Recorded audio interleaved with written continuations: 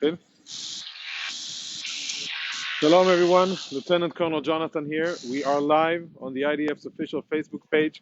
Today, I am in Petah Tikva, a city just north of Tel Aviv, about 60 or 70 miles from Gaza.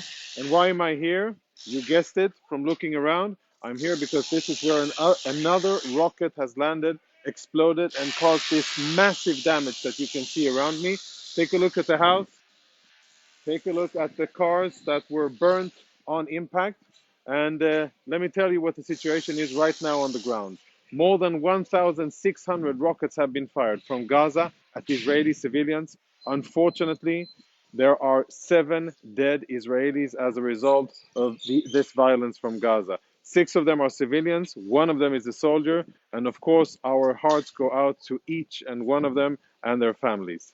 This site here was as you can see, we're surrounded here by buildings. There's many buildings around, and fortunately the rocket landed just here in the middle. As you can see, there's the pit here. It's been covered so far with other types of debris, but this is where the rocket landed, thankfully, and it didn't impact directly any of the houses, but all of the houses around, apartments are wrecked, all of the windows are shuttered and gone. You can see the damage to the cars, and I want to take you inside and show you how the inside of an Israeli apartment looks after a Hamas rocket has been fired.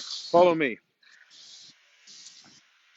So you can see cars totally burned, and of course now there's already efforts ongoing to get rid of all the rubble and to start to assess the situation. Maybe this house will need to be torn down, maybe it can be refurbished, we don't know yet, but for sure Israeli civilians have lost their homes. They now have to find other places to live. The only good thing about this event is, though, that there was nobody killed. People here, the Israelis, they heard the alarm, they ran for shelters. Those who had shelters inside their own apartments went to their private shelters, and those who had the common shelters went there. And eventually, despite the fact that the rocket landed here and exploded and caused this massive damage, there were no serious casualties, and that's a great thing. And if anybody in the crowd is from Israel and you're listening, you know what to do. Be disciplined and seek shelter immediately when you hear the sirens, because it saves lives. The Iron Dome is phenomenal. It intercepts more than 90% of the rockets, but it cannot intercept everything, and you need to run for shelter. It saves lives as well. Let's go on in and see how it looks here. It's a bit of a tricky walk up. As you can see, everything's totally, you can see the results of the fire here. Everything's black, full of coal. And as we walk carefully up the steps, it's going to be dark for a few seconds, but trust me, we're still live and filming. We're going to have a peek inside one of the apartments here and see what it looks like, a close call with a Hamas rocket. Let's go in one of the rooms. We're now going through, we went through, and this was the bedroom of an ordinary Israeli family. Now you can see the impact site from above. You can see the massive force of that rocket.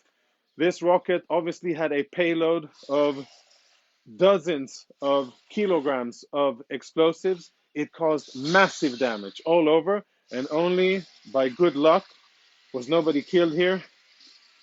Let me tell you a little bit about what's going on in Gaza. Since Hamas continues to fire rockets at Israeli civilians, the IDF continues to attack their military infrastructure. And we are not going to stop attacking their infrastructure. We're not going to stop attacking their operatives until they stop firing rockets at our civilians. Simple as that.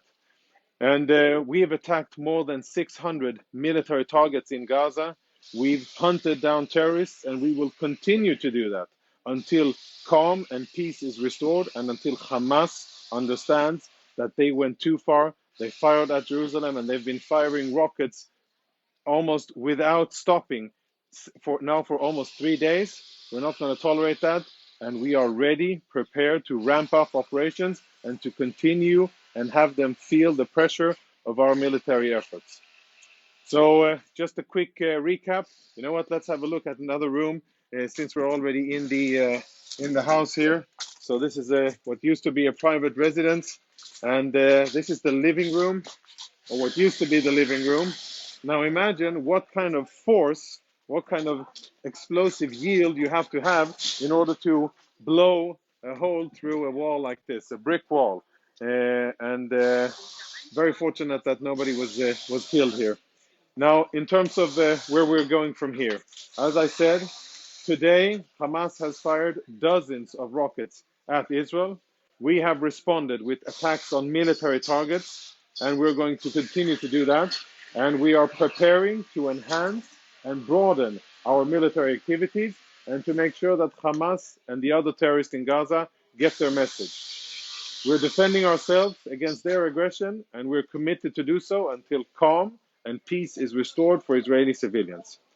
I thank you for being on the live, and I urge you, keep updated, follow our Twitter page, follow our live updates on Facebook, and be informed, because there's a lot of misinformation going on in international media. And if you want truth, verifiable information, you get it from the IDF.